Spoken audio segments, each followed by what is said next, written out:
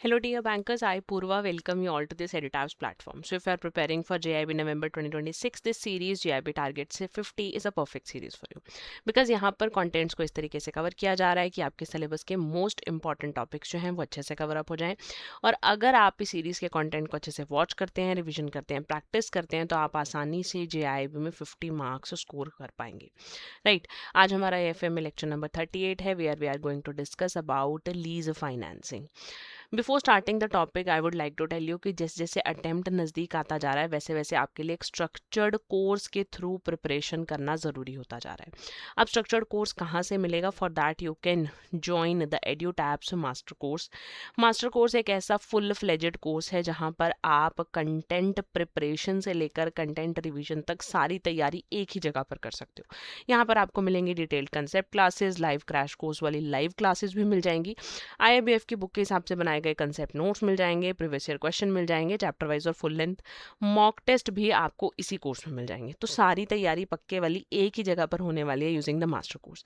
अब master course के लिए एक साथ इतना अमाउंट अगर आप स्पेंड करने के लिए थोड़े हेजिटेंट हैं, For that we have launched a 2-day demo course of this master course. यानी कि आपको इस मास्टर कोर्स का एक्सेस मिल जाएगा for a period of 2 days.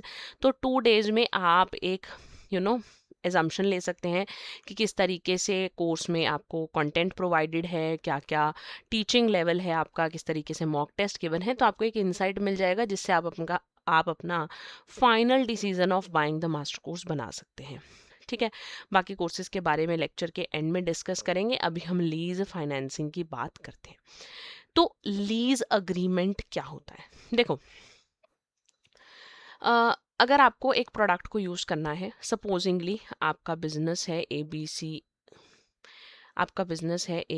Enterprises, ठीक है ना, और ABC एंटरप्राइजेस बिजनेस के अंदर आपको एक मशीनरी चाहिए. ठीक है. अभी आपका नया नया बिजनेस है, आपके पास इतना फंड अवेलेबल नहीं है कि आप एक 20 लाख की मशीनरी खरीद पाओ. बट यस, अगर आपके पास ये 20 लाख की मशीनरी होती है तो आप इससे जो प्रोडक्शन करते हैं उससे आपको काफ़ी फ़ायदा मिलने वाला है. अब फंड्स की शॉर्टेज होने की वजह से क्या किया जाए? क्या ये मशीनरी अगर रेंट पे मिल जाए तो वो हमारे लिए सही रहेगा? बहुत अच्छा ऑप्शन रहेगा. तो उसी को क्या कहा जाता है? उसी को कहा जाता है लीज. कि जब आपके पास पैसों की कमी है या फिर आप पैसा ऐसी जगह पर नहीं अपना ब्लॉक करना चाहते, तो आप किसी फिक्स्ड एसेट को जब लीज पर, रेंट पर एक तरीके से ले लेते हो, तो वो आपके लिए क्या है? एक लीज अग्रीमेंट है. यानी एक लीज अग्रीमेंट एक ऐसा कॉन्ट्रैक्ट जिसमें एक पार्टी अपनी एसेट को यूज करने दे रही है टू सम अदर पार्टी. अब जो पार्टी अपनी एसेट को यूज करने के लिए दे रही है वो क्या हो जाएगी? लेसर. और जिसने उस एसेट को यूज करने के लिए लिया है वो पार्टी क्या हो जाएगी? वो पार्टी आपकी हो जाएगी लेसी. ठीक है ना. ये जो भी कॉन्ट्रैक्ट है ये एक स्पेसिफाइड टाइम पीरियड के ऊपर होगा और इनकी पेमेंट टर्म्स पहले से अग्री हो जाएंगी. इन दोनों लेसर और लेसी के बीच में पेमेंट टर्म्स पहले से डिफाइन हो जाएंगी और इन पेमेंट्स को क्या कहा जाता है? लीज रेंटल कहा जाता है. लीज का रेंट इसे बोला जाता है. क्लियर है? तो लेसर के पास एसेट थी, लेसर ने एसेट रेंट पर या हायर पर यूज करने के लिए किसको दी? लेसी को दी. ओनरशिप ट्रांसफर नहीं हुई है, सिर्फ एसेट को यूज करने के लिए दिया गया है. एसेट की ओनरशिप अभी भी लेसर की ही है, लेकिन उसको यूज कौन कर रहा है? उसको यूज कर रहा है लेसी. और इसके अगेंस्ट लेसी लेसर को क्या दे रहा है? लीज रेंटल्स देकर चल रहा है. आपस में इनकी जो भी कंडीशन, जो भी पेमेंट अमाउंट डिसाइड हुआ है उस फॉर्म में लीज रेंटल्स लेसी लेसर को देकर चल रहा है. ठीक है. तो लीज के फीचर्स क्या क्या हैं? लीगली बाइंडिंग एक कॉन्ट्रैक्ट रहेगा, यानी कि लेसर और लेसी के बीच में एक कॉन्ट्रैक्ट होगा और उसी कॉन्ट्रैक्ट के बेसिस पर जो लीज की टर्म्स हैं वो आपकी सेट होंगी. फिर यहाँ पर यूज ऑफ प्रॉपर्टी जो है वो लेसी को दिया जाता है. Right to use the property आप कह सकते हो. ठीक है ना. Right to use the property जो है वो लेसी को दिया जाता है और लेसी उसके अगेंस्ट रेगुलर पेमेंट्स कर कर चलता है लेसर को. और साथ ही साथ अगर कोई भी लीज कॉन्ट्रैक्ट को इनमें से ब्रेक करता है तो उसको कुछ लीगल कॉन्सिक्वेंसेस को फेस करना पड़ेगा. कॉन्ट्रैक्ट को तोड़ने पर जो भी लॉ के हिसाब से पनिशमेंट्स होंगी, पेनल्टीज होंगी, वो सब पेनल्टीज को बियर अप करना पड़ेगा. रीजंस क्या है लीज पर एसेट्स को परचेज करने लेने के लिए, है ना। तो सबसे पहले आपकी बोरिंग कैपेसिटी रिड्यूस नहीं होती है। जैसे एबीसी एंटरप्राइजेज अगर 20 लाख की लीज मशीनरी को लीज पर ले लेता है तो इससे क्या होगा, इससे उसके 20 लाख रुपए बच गए, है ना। तो अब उसको लीज रेंटल ही तो देने हैं, तो उसकी बोरोइंग कैपेसिटी जो है वो रिड्यूस नहीं होगी।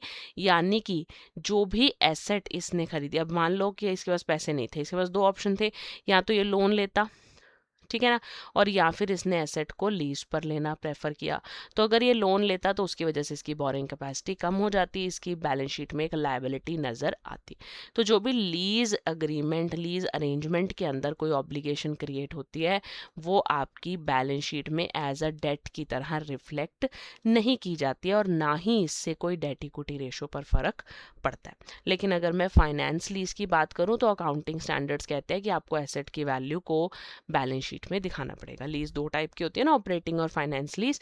तो दोनों केसेस में अलग अलग सिनेरियो रहता है। इन दोनों लीज के बारे में हम नेक्स्ट लेक्चर में डिटेल में डिस्कस करेंगे। Then availability of full finance, जो एक फर्म फंड्स की शॉर्टेज एक्सपीरियंस कर रही है वो एसेट्स को एक्वायर कर सकती है ज़्यादा क्विकली लीज के under rather than buying the particular asset. और कन्वीनियंट रहता है क्योंकि आपको एसेट को खरीदने से ज़्यादा कन्वीनियंट है एसेट को लीज पर लेना। Then comes risk of obsolescence, आपका जो है वो अवॉइड किया जा सकता है थ्रू द लीज, कि आपको एसेट को फुल टर्म के लिए यूज़ करने की ज़रूरत नहीं है। अगर टेक्नोलॉजी ऑब्सोलीट हो जाती है, टेक्नोलॉजी पुरानी हो जाती है, मार्केट में कोई नई टेक्नोलॉजी आ जाती है, तो उस केस में आपको, अगर आपने किसी एसेट को लीज पर लिया है तो you need not to worry, है ना। तो आप जो है टेक्निकल एडवांसेस की वजह से या इम्प्रूव्ड डिज़ाइन की वजह से आप के ऊपर कोई इफेक्ट नहीं आएगा, क्योंकि आपके पास जो एसेट है वो किस पर है, लीज पर है। तो इसका जो नुकसान है वो किसको झेलना पड़ेगा, वो रिस्क सारा लेसर का है, लेसी का कोई भी रिस्क यहाँ पर नहीं होता। टैक्स में फ़ायदा मिलता है, जो भी लीज पेमेंट्स आप देते हो एज लीज रेंटल्स आप देते हो, आप उन लीज रेंटल्स को एज एन एक्सपेंस अपने P&L में दिखाते हो, और अपने P&L में अगर आप एक्सपेंस की तरह दिखाते हो तो यानी आपके जो प्रॉफिट्स हैं वो आपके क्या हो जाते हैं, रिड्यूस हो जाते हैं। और अगर प्रॉफिट्स रिड्यूस होंगे तो आपके टैक्सेस भी क्या हो जाएंगे, रिड्यूस्ड लेवल पर आपको पे करने पड़ेंगे। फिर फाइनेंशियल फ्लेक्सिबिलिटी और कैश फ्लो रहते हैं। लीजिंग की वजह से आपको कैश आउटफ्लोज जो हैं वो आपके क्या होंगे, सिर्फ लीज रेंटल्स होंगे, और आपके जो इनफ्लोज हैं वो तो परचेज करते तो भी वैसे ही होते, लीज पर लिया तब भी आपकी रिसीट्स वैसी ही रहेंगी। तो एक अच्छा कैश फ्लो स्टेटमेंट जो है वो आपका बनकर आता है अगर आप एसेट्स को लीज पर लेकर चलते हो। देन लीज अग्रीमेंट की बात कर लेते हैं। तो हमने जैसे स्टार्टिंग में ही पढ़ा कि एक कॉन्ट्रैक्ट होगा लेसर और लेसी के बीच में, जिसके ऊपर सारी टर्म्स एंड कंडीशंस लिखी होंगी। तो क्या क्या लीज अग्रीमेंट में लिखा जाता है उसके बारे में डिस्कस करते हैं। सबसे पहले पार्टीज के पर्टिकुलर्स, यानी कि जो आपके पास लेसर है, जो आपके पास लेसी है, इन दोनों के बारे में कंप्लीट इंफॉर्मेशन आपकी जो लीज अग्रीमेंट में है क्लियरली लिखी होनी चाहिए। अगर एक लीज लेवरेज लीज है, अभी हम डिस्कस करेंगे लेवरेज लीज को। लेवरेज लीज क्या होती है कि देखिए, मान लीजिए ए जो है वो आपका लेसर है और बी आपका लेसी है, ठीक है ना। बी ने एसेट ली है ए से, ए ने ये एसेट खुद खरीदी नहीं हुई, ए ने इस एसेट को लोन पर लिया हुआ है, ठीक है। तो यानी एक बैंक इन्वॉल्व है यहाँ पर। तो ये एसेट जो है ये अगर लोन पर खरीदी गई है तो उस केस में यहाँ पर पार्टीज कितनी हो गई, यहाँ पर पार्टीज हो गई 3। एक आपके पास हो गया बैंक, एक आपके पास मिस्टर ए और एक आपके पास मिस्टर बी। तो इस लीज को मैं क्या बोलती हूँ, लेवरेज लीज। लेवरेज लीज एक ऐसी लीज होगी जहां पर एसेट का ओनर जो है उसने एसेट को खरीदा है लोन पर, तो वहां पर बैंक की इन्वॉल्वमेंट है। तो अगर 3 पार्टीज हैं तो तीनों पार्टी की इंफॉर्मेशन जो है वो आपके लीज अग्रीमेंट में लिखी होनी चाहिए, ऐसा यहाँ पर कहा गया है। देन एसेट की डिस्क्रिप्शन कंप्लीट होनी चाहिए, यानी एसेट का क्या स्कोप है, क्या वैलिडिटी है, कितनी मैन्युफैक्चरर की वारंटी है, सारी डिटेल्स एसेट के बारे में उसके अंदर क्लियरली मेंशन होनी चाहिए। इक्विपमेंट की डिलीवरी और इंस्टॉलेशन के बारे में क्लियर अग्रीमेंट होना चाहिए, यानी कि डिलीवरी कैसे होगी, डिलीवरी चार्जेस, इंस्टॉलेशन चार्जेस कौन बियर करेगा, ठीक है ना। और ये डिलीवरी और इंस्टॉलेशन जब लेसर से लेसी पर के पास जाएगी, यानी जब ए से बी के पास एसेट जा रही है तब भी, और जब वापस बी ए को एसेट वापस करेगा तब भी डिलीवरी और इंस्टॉलेशन चार्जेस कौन बियर अप करेगा, सारी चीज़ें क्लियरली पहले से डिसाइडेड आपकी होनी चाहिए और लीज अग्रीमेंट में लिखी भी होनी चाहिए, ठीक है ना। फिर आ जाता है आपके पास प्राइमरी पीरियड, इफेक्टिव डेट और रिन्यूअल डेट क्या रहेगी कि आपका कितने टाइम पीरियड की लीज है, कौन सी डेट से स्टार्ट हो रही है लीज, और इस लीज को रिन्यू किया जा सकता है या नहीं किया जा सकता, रिन्यू करने की टर्म्स एंड कंडीशंस क्या हैं वो सब लिखी होनी चाहिए। देन इनिशियल सिक्योरिटी डिपॉजिट कितना देना पड़ेगा, लीज रेंटल्स कितने होंगे, पेमेंट किस तरीके से होगी, और अगर पेमेंट जो है उसमें डिले हो जाता है या पेमेंट में डिफ़ॉल्ट हो जाता है तो उस केस में who will be the arbiter जो कि बीच में बैठ के कॉन्फ्लिक्ट को रिजॉल्व करवाएगा, ठीक है ना। और इवन रेंट एस्केलेशन क्लॉज के बारे में भी मेंशन होता है, क्योंकि देखिए टाइम टू टाइम इन्फ्लेशन होती रहेगी तो रेंट को बढ़ाना भी पड़ेगा, तो रेंट किस तरीके से बढ़ेगा, जैसे हो सकता है हर साल 2-2% रेंट बढ़ जाए, जो भी आपस में टर्म डिसाइड होगी वो भी पहले से ही डिसाइड होनी चाहिए, बाद में कोई भी चेंज नहीं होगा। देन ओनरशिप की ट्रांसफरेबिलिटी, तो देखिए एक लीज होती है जहां पर आपकी एसेट की ओनरशिप ही ट्रांसफ़र कर दी जाती है टू द लेसी, जब हमारा लीज पीरियड ख़त्म हो जाता है, तो एसेट ट्रांसफ़र की जाएगी या नहीं की जाएगी उसके बारे में भी आपको लिखना पड़ेगा इन द लीज अग्रीमेंट।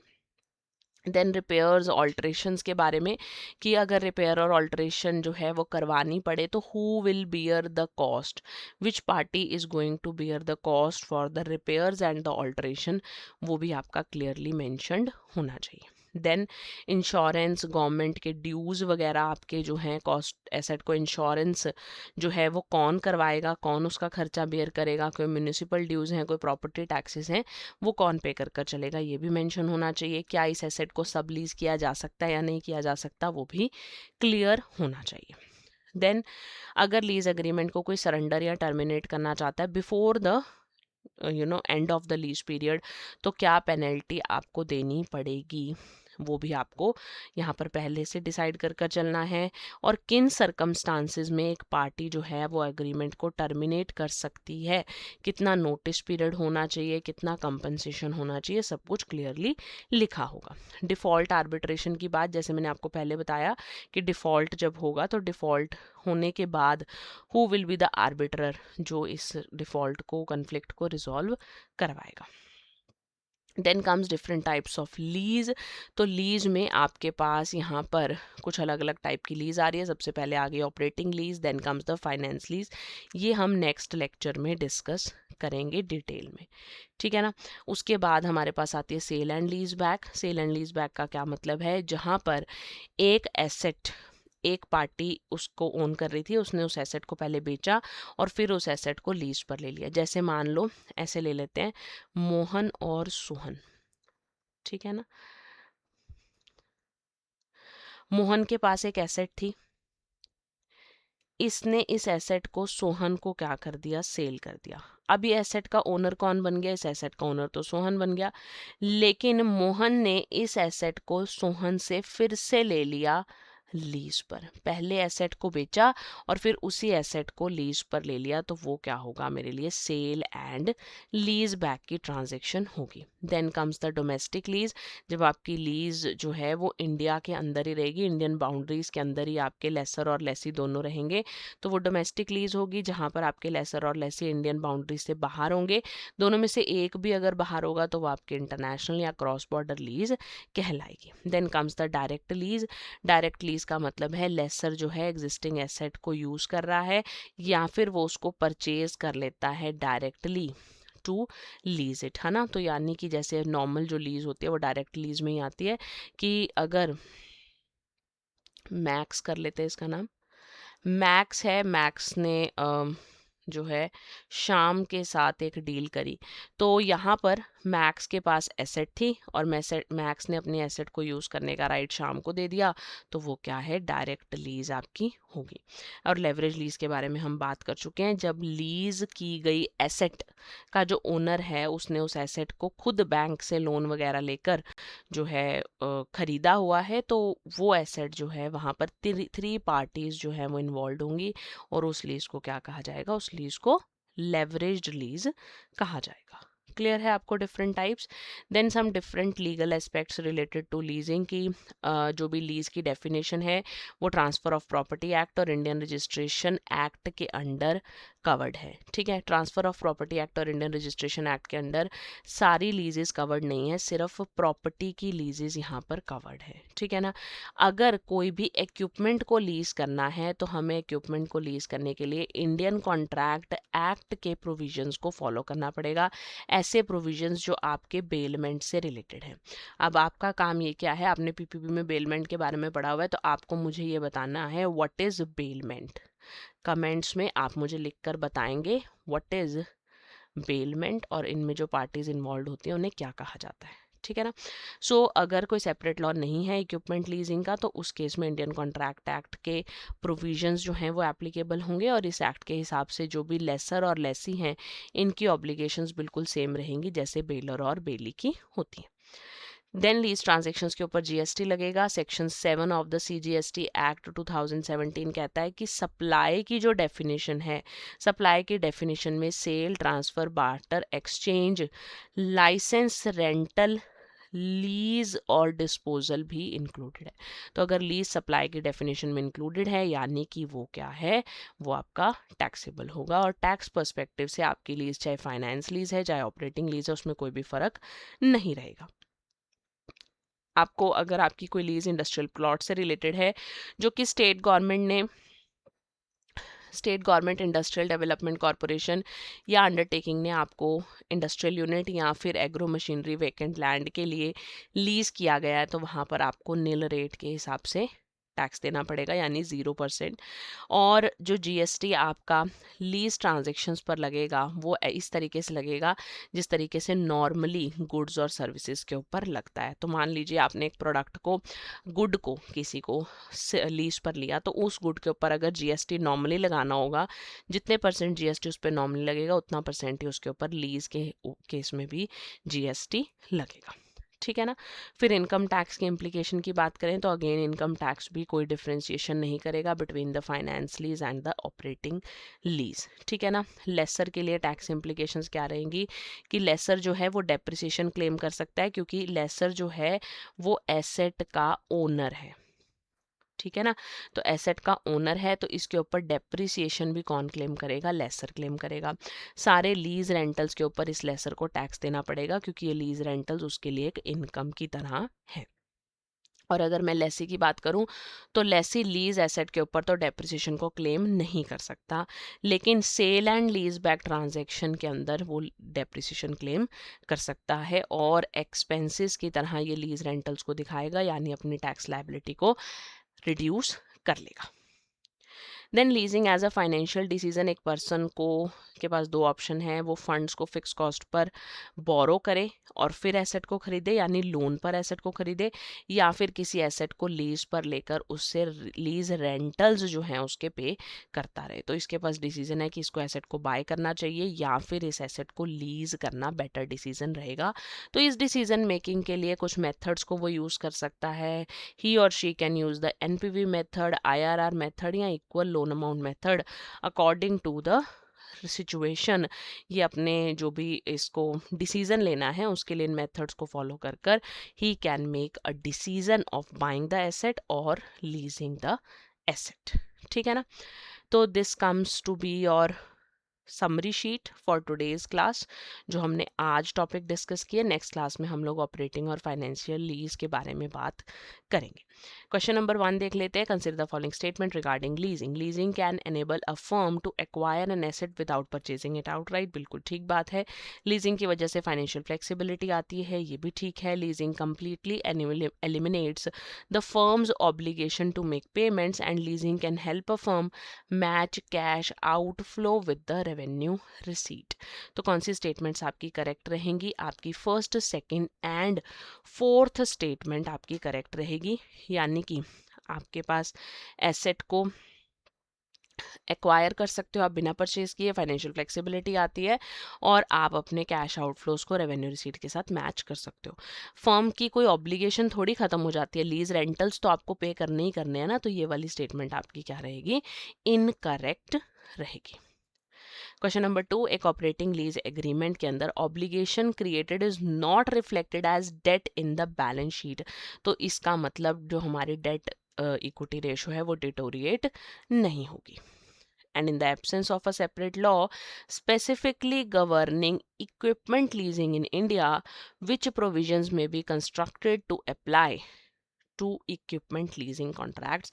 तो अगर इक्विपमेंट लीजिंग के केस में आपके ऊपर कौन से प्रोविजन लगेंगे? तो इंडियन कॉन्ट्रैक्ट एक्ट के प्रोविजन लगेंगे, वो भी बेलमेंट से रिलेटेड लगेंगे, जो ऑप्शन बी आपका रहेगा। सो अब बात कर लेते हैं कुछ स्ट्रक्चर्ड कोर्सेज की, जिसकी हेल्प से आप अपनी एग्जाम प्रिपरेशन बहुत अच्छे से कर सकते हैं। सो हमने सबसे पहले डिस्कस किया मास्टर कोर्स। मास्टर कोर्स आपका full fledged one stop solution course है, and there is also a course known as a live crash course, जहां पर आपको मॉर्निंग और इवनिंग में लाइव क्लासेस मिलेंगी। तो लाइव क्लासेस के थ्रू टीचर्स के साथ इंटरैक्ट करते हुए, डाउट्स को सॉल्व करते हुए आप अपने सिलेबस को कंप्लीट कर सकते हैं। लाइव क्रैश कोर्स में आपको 60 लाइव क्लासेस में आपके सिलेबस के मोस्ट इंपॉर्टेंट टॉपिक्स को कवर करवाया जाएगा। यहाँ पर भी आपको मिलेंगे IIBF की बुक के हिसाब से बनाए गए concept notes, previous year question और chapter wise full length mock test. तो आप अपनी कन्वीनियंस के हिसाब से अपना कोर्स चूज कर सकते हैं, whether it is master course और द लाइव क्रैश कोर्स। अगर आपको लगता है कि आपकी एग्जाम प्रिपरेशन हो चुकी है, कंटेंट अंडरस्टैंडिंग आपकी बन चुकी है, आपको MCQs की प्रैक्टिस करनी है जो कि IIBF की बुक के हिसाब से बनाए गए हों या IIBF के एग्जाम लेवल्स के हिसाब से बनाए गए हों, तो आप हमारी टेस्ट सीरीज में खुद को एनरोल कर सकते हैं, जहाँ पर आपको सभी सब्जेक्ट्स के चैप्टर वाइज और फुल लेंथ मॉक टेस्ट मिलेंगे, है ना। तो यहाँ पर आप टेस्ट सीरीज का बेनिफिट उठा सकते हैं। जिस भी कोर्स में आप खुद को एनरोल करेंगे तो प्रिवेलेंट डिस्काउंट कूपन को लगाना नहीं भूलेंगे, ताकि आपको मैक्सिमम डिस्काउंट मिल पाए। Coming back to the session, आज के सेशन से related doubts queries comment box में लिखकर मुझसे पूछ सकते हैं। और हाँ, जो मैंने आपसे क्वेश्चन पूछा था बेलमेंट क्या होती है, उसके बारे में भी आप मुझे कमेंट बॉक्स में लिखकर ज़रूर बताएंगे। And for any other kind of doubts and queries regarding JIB and CIB, you can call us on 8146207241 or email us on hello@edutab.co.in. We are very happy to help you. आप इसी तरीके से पढ़ते रहिए, आगे बढ़ते रहिए। हम मिलते हैं अगले लेक्चर में। Till then take care.